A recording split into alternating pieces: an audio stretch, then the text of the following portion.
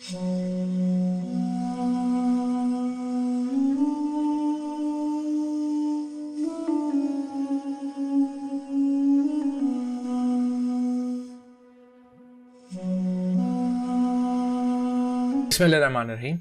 Assalamu alaikum and welcome back to the Thinker's Cauldron and to our course, which is Life of the Last Messenger of Islam Sallallahu Alaihi Wasallam.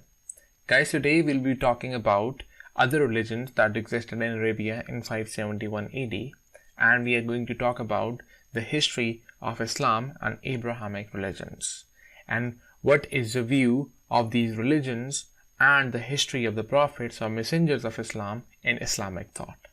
So this is going to be a pretty exciting lecture, so hang on to your seats.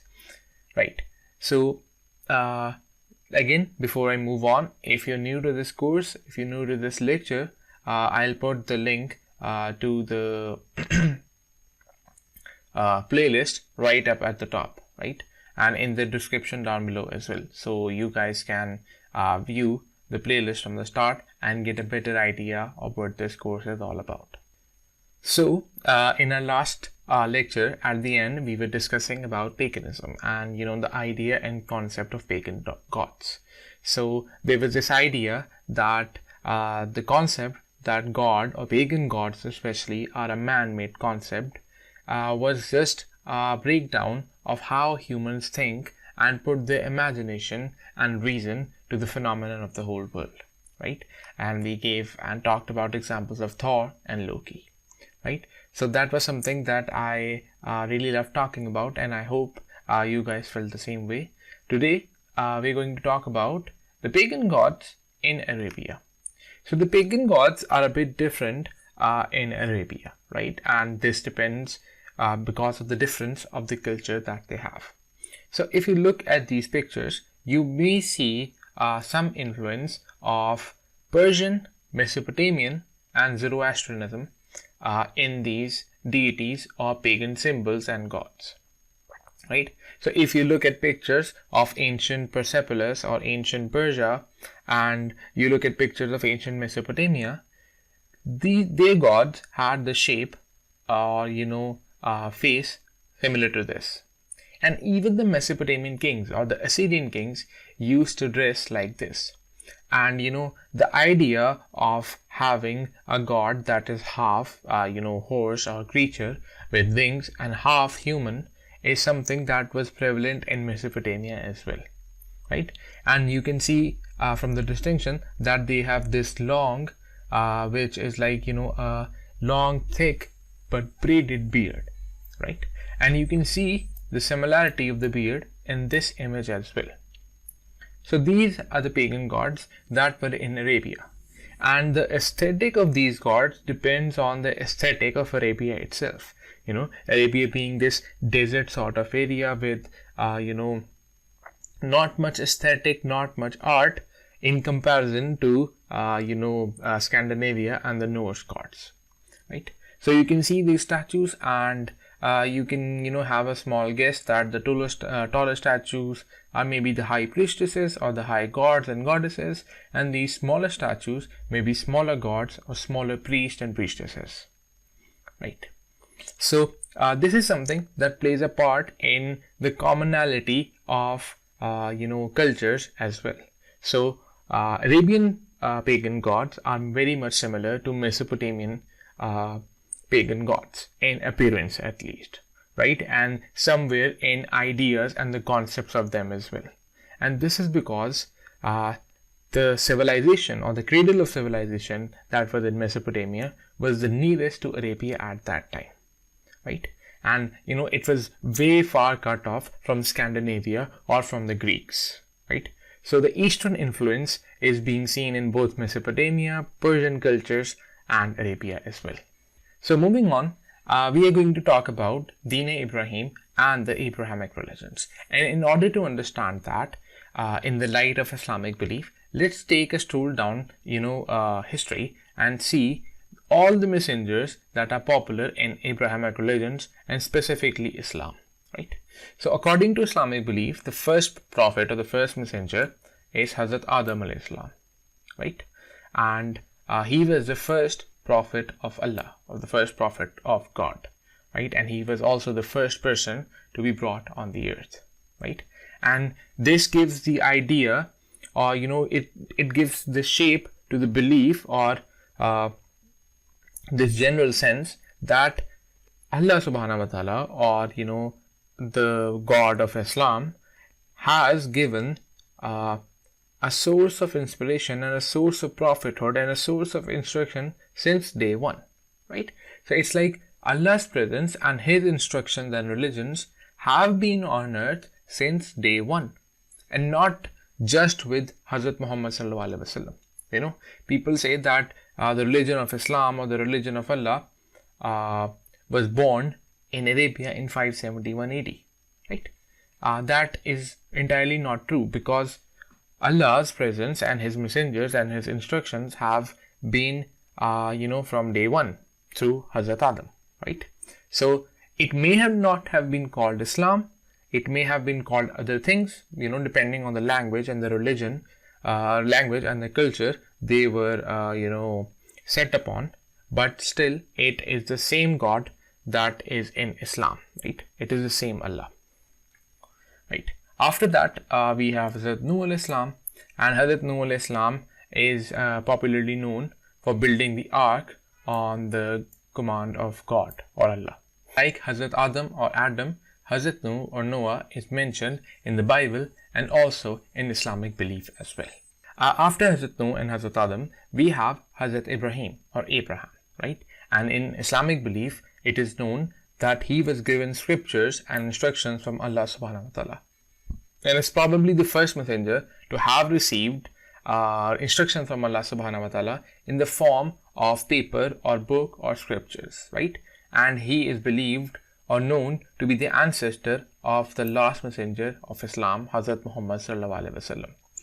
So, the role of Hazrat Ibrahim is a role where he plays or is stationed as a milestone in the history of Allah's instructions and in the history of Islam and Islamic belief, right? So Hazrat Ibrahim is this milestone messenger or prophet, at the very cornerstone of that. And you can divide, or this is something as a concept that I would like to introduce, in the sense that you can divide the history of Allah and the history of Allah's instruction. You may want to call it Islam, you may want to call it Deen Ibrahim. Hazrat Ibrahim is the transition between the old guard or the old age and the new age, right? There is a shift in thought and in the pattern with Hazrat Ibrahim, right?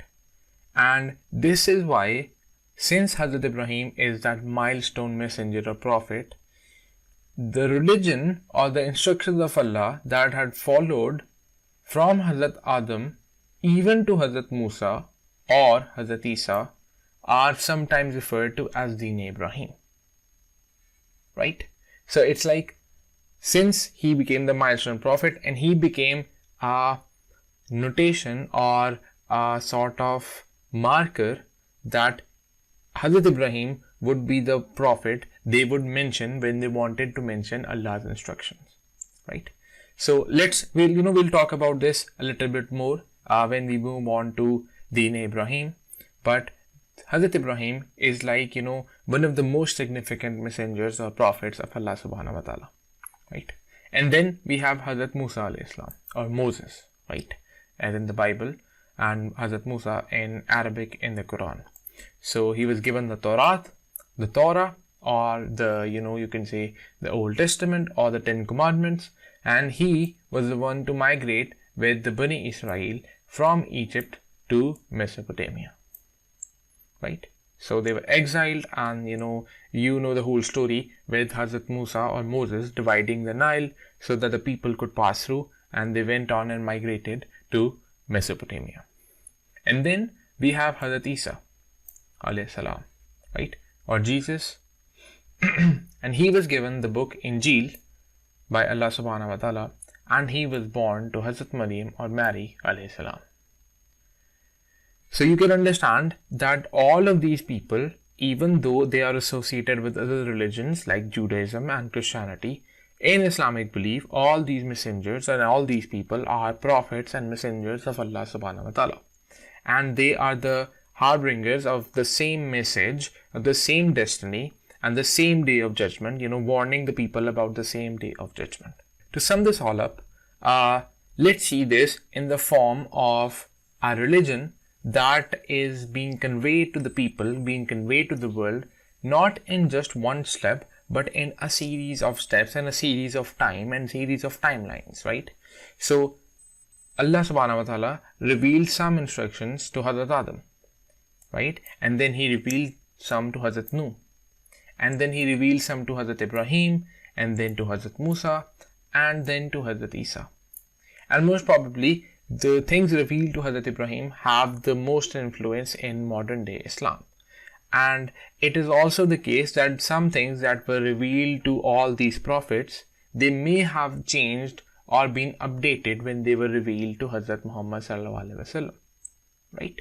So this is why in Islamic belief and Muslims believe that the religion Islam that is revealed to Hazrat Muhammad sallam has parts of all these instructions, but this is the newest, updated, and the perfect one, right? And that religion before Hazrat Muhammad sallam that came to all these prophets and the collection of all these instructions is known as Deen Ibrahim, right?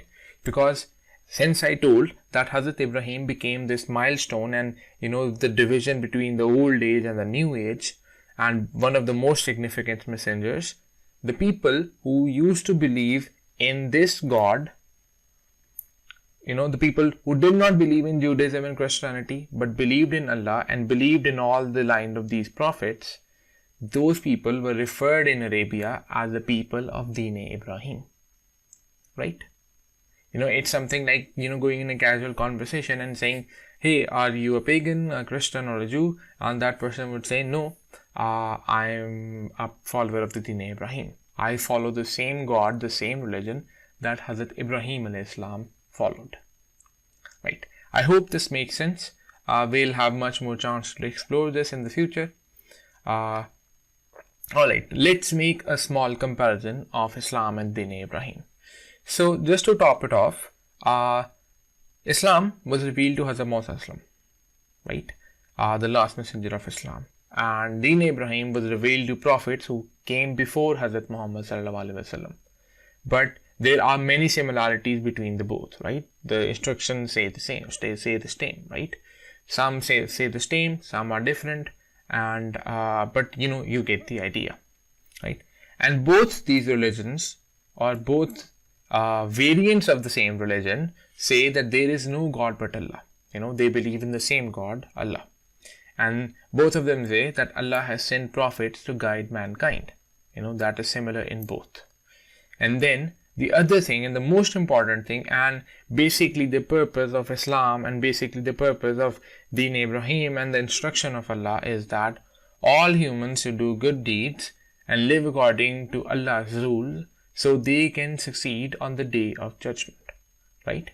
Because that is the main goal, to succeed on the day of judgment, to avoid hell and go to heaven, right? And that is the main concept of, why we live our lives.